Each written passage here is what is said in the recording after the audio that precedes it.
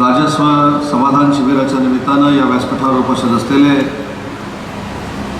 मंत्रिमंडळातील आमचे ज्येष्ठ मंत्री, कार्यक्षम मंत्री आणि महसूल मंत्र्यांच्या इतिहासामध्ये सगळ्यात उजवं काम करणारे महसूल मंत्री आदरणीय चंद्रशेखर बावनकुळे साहेब, जिल्हा परिषदेच्या अध्यक्षा अस्मिताताई केंद्रे, विधान परिषदेचे आमदार प्रसादजी लाड, प्रमोदजी जठार, किरण भैया सामंत, शेखरजी निकम, आमच्या नगराध्यक्षा शिल्पाताई सुर्वे, BJPचे अध्यक्ष प्रशांतजी यादव, सतीशजी मोरे, आमचे लोकप्रिय जिल्हाधिकारी मनोजजी जिंदाल, आमचे पोलीस अधीक्षक नितीनजी बगाटे, मुख्य कार्यकारी अधिकारी वैदेही रादडे, व्यासपीठावर उपस्थित असलेले हा कार्यक्रम यशस्वी करणारे सगळेच माझ्यासोबत काम करणारे सर्व जिल्ह्यातील अधिकारी आणि या कार्यक्रमाला उपस्थित असलेले सर्व रत्नागिरीकर बंधू आणि भगिनींनो,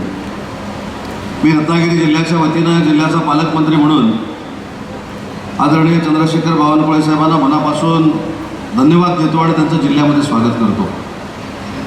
मी मगाशी सुरुवातीला उल्लेख असा केला की म्हणजे पूर्वीच्या महसूल मंत्र्यांनी कामं केली नाहीत असा माझा दावा नाही, परंतु महसूल विभागामार्फत नक्की महाराष्ट्राच्या जनतेला काय पाहिजे, विभागातल्या जनतेला काय पाहिजे, मग तो कोकण विभाग असेल, विदर्भ असेल, खानदेश असेल, उत्तर महाराष्ट्र असेल, मराठवाडा असेल, त्या जनतेच्या भावना ओळखून घेऊन ज्यांनी काम केलं ते खरोखरच आपले महसूल मंत्री हे नुसता महसूल विभाग चालवत नाहीत, तर ते एवढे संवेदनशील आहेत की जनतेच्या मनात महसूल विभागाबाबत काय आहे ते करून देण्याचा प्रामाणिकपणाने त्यांनी प्रयत्न केला आहे आणि म्हणूनच म्हटलं की त्यांनी आतापर्यंतच्या महसूल मंत्र्यांमध्ये अतिशय उजवं काम केलेलं आहे.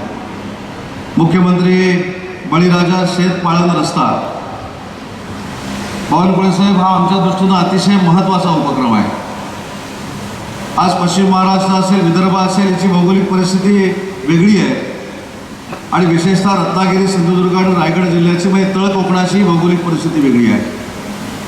आजही आम्ही आमदार नेता असेल, जिल्हा परिषदेच्या सेस फंडातनं असेल किंवा पंचायत समितीच्या सेस फंडातनं असेल, आमच्या दारामध्ये, आमच्या वाडीमध्ये पाखाडी झाली पाहिजे अशा पद्धतीची मागणी करतो.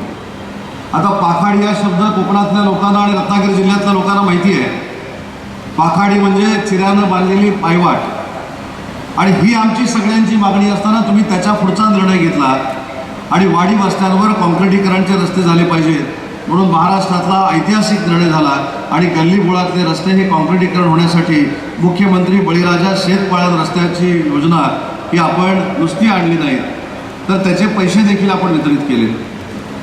NHच्या परवानगीच्या बाबतीमध्ये जास्त मी बोलत नाही, पण NHची परवानगी देण्यासाठी किती अनंत अडचणी यायच्या हे माझ्यापेक्षा NH करणाऱ्या लोकांना माहिती आहे आणि ती अडचण महसूल मंत्र्यांच्या लक्षात आल्यानंतर त्यांनी ती अट देखील रद्द करून टाकली.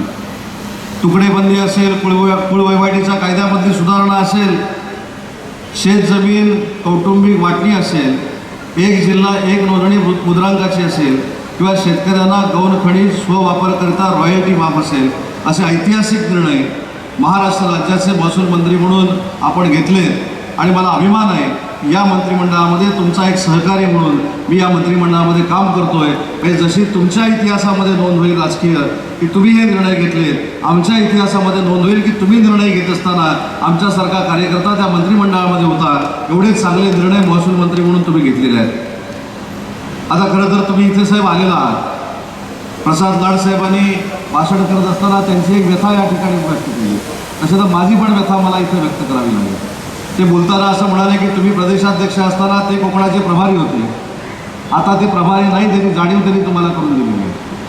त्याच्यावर बावनकुळे साहेब, तुम्ही महाराष्ट्राचे सगळ्या पक्षांचे समन्वयक आहात, तुम्ही योग्य तो निर्णय घ्याल याची खात्री माझ्यासारख्या कार्यकर्त्याला आहे.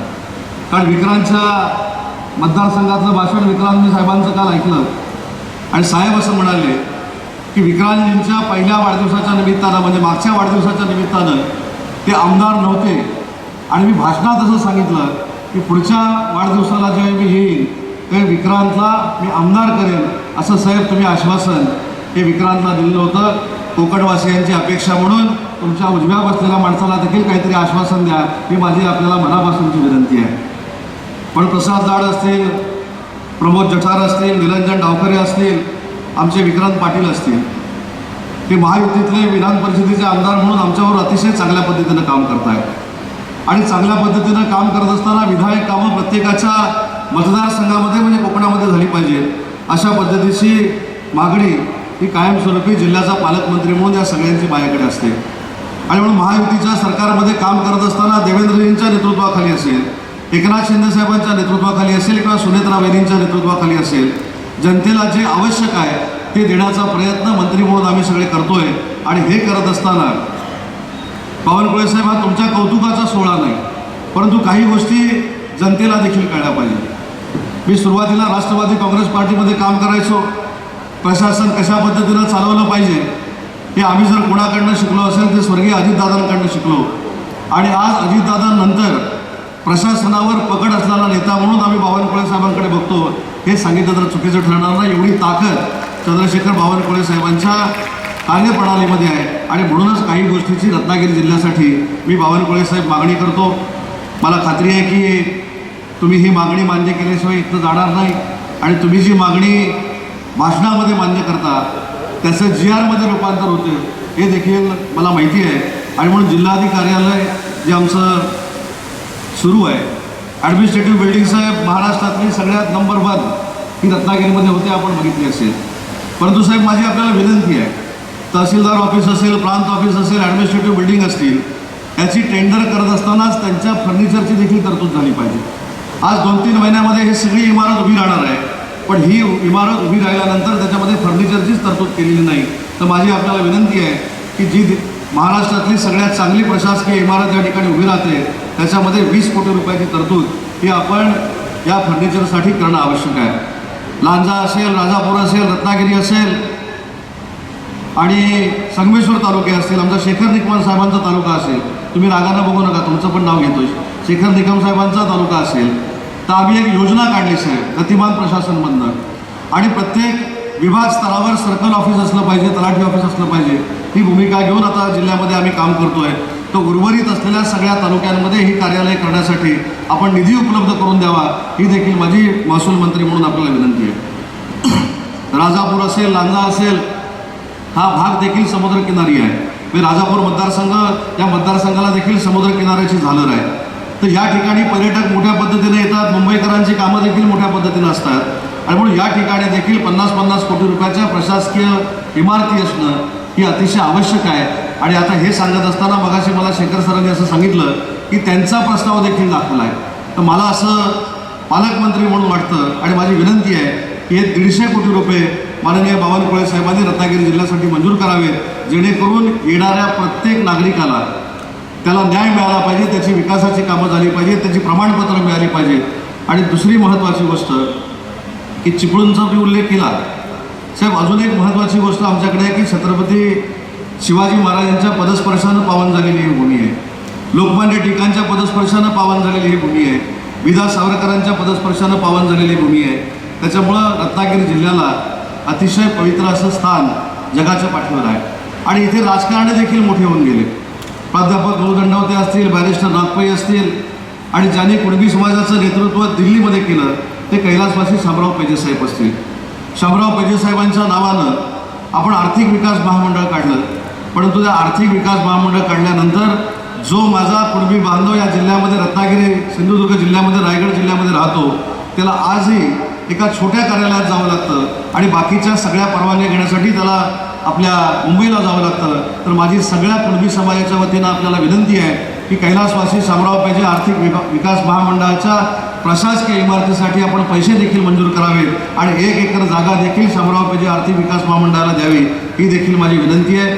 आणि त्याच्यामध्ये जी अजून एक कुणबी बांधवांची मागणी आहे की न्यासाचं कार्यालय झालं पाहिजे, शामराव पेजे साहेबांचं न्यासाचं कार्यालय झालं पाहिजे, ते आम्ही त्या इमारतीमध्ये न्यासाचं कार्यालय सुरू करू, हा देखील शब्द या जिल्ह्यातल्या सगळ्या कुणबी बांधवांना मी देतो. आणि म्हणून जी काही विकासाची कामं आपल्याला करायची आहेत, जो काही निधी आपल्याला पाहिजे ती देण्याची भूमिका बावनकुळे साहेब आपण नक्की घ्याल ही अपेक्षा या ठिकाणी व्यक्त करतो. आज अजून एक प्रकार मला व्यासपीठावर बघायला मिळाला, तो कदाचित तुमच्यापर्यंत पोहोचला नसेल. अनेक मंत्र्यांकडे निवेदन देताना अनेक संघटना मी बघितलेल्या आहेत. पण अधिकाऱ्यांची, तलाट्यांची, सर्कलची संघटना निवेदन देत असताना तुमच्यासारख्या कार्यक्षम मंत्र्यांना आमची कामं पूर्ण केली, हे मला पहिल्यांदाच ऐकायला मिळालं. कुठचा घटक आहे, मग कोतवाल असेल, कोतवालाला देखील सेव तुम्ही न्याय दिला, तलाठ्याला तुम्ही न्याय दिला, सर्कलला तुम्ही न्याय दिला.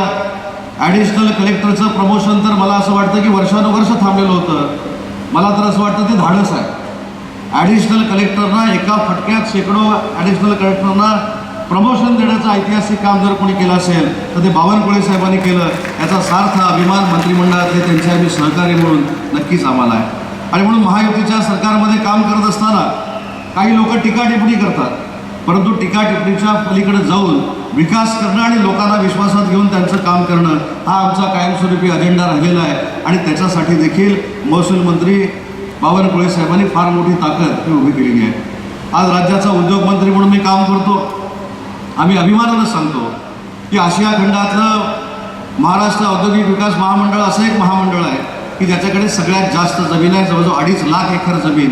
की आशिया खंडात एका महामंडळाकडे असणारं पहिलं महामंडळ जर कुठचं असेल तर ते MIDCचं महामंडळ आहे. रेसिडेन्शियल एरियाला सगळ्यात जास्त पाणी देणारं आशिया खंडातलं जर पहिलं महामंडळ कुठचं असेल तर ते MIDC आहे. परंतु MIDCला ज्यावेळी जमिनीची कमतरता भासते तर जाहीरपणानं महाराष्ट्राच्या वतीनं बावनकुळे साहेब मी तुमचं कौतुक करतो की तुम्ही शासकीय जमीन देखील रेडी रेकनरच्या भावामध्ये आम्हाला द्यायचा निर्णय घेतला आणि त्याच्यामुळे मोठमोठे प्रोजेक्ट हे महाराष्ट्रामध्ये यायला अतिशय चांगली वाट आम्ही तयार करू शकलो. त्याचं श्रेय देखील तुम्हाला आहे. आणि म्हणून आज रत्नागिरी जिल्ह्यामध्ये तुमचं स्वागत करत असताना एवढंच सांगतो की ज्या ज्या योजना आपण सुरू केल्या, ज्या ज्या योजनांना आपण ताकद देण्यासाठी प्रामाणिकपणानं सरकारमध्ये प्रयत्न केलेत, त्या योजनांची अंमलबजावणी करणं हे तुमचे सहकारी म्हणून आमच्या सगळ्यांची जबाबदारी आहे. आज महसूल विभागात असं बघायला गेलं तर छत्रपती शिवाजी महाराजांपासून चालत आलेला विभाग आहे. छत्रपती शिवाजी महाराजांचं स्वराज्य ज्यावेळी स्थापन झालं त्यावेळी देखील महसूल विभाग त्यांच्याकडे होता, गृह विभाग त्यांच्याकडे होता. एवढंच नाही तर व्यापाऱ्यांना उद्योग मिळावा यासाठी रायगड किल्ल्यावर व्यापारी पेठ तयार करणारे छत्रपती शिवाजी महाराज होते. त्याच्यामुळं त्यांचं प्रत्येक खातं हे जसं त्यावेळी महत्त्वाचं होतं, त्याच्यातलं महसूल खातं महत्त्वाचं होतं, तेच खातं बावनकुळे साहेब आपल्याकडे आहे. आणि छत्रपती शाहू महाराजांचा देखील उल्लेख मी या ठिकाणी करतो. छत्रपती शाहू महाराजांच्या कार्यकाळामध्ये जी जी खाती त्यांच्याकडे होती ती सगळी खाती आज महाराष्ट्र शासनाकडे आहेत. त्याच्यामध्ये उद्योग खातं असेल, सांस्कृतिक खातं असेल, महसूल खातं असेल, गृह खातं असेल.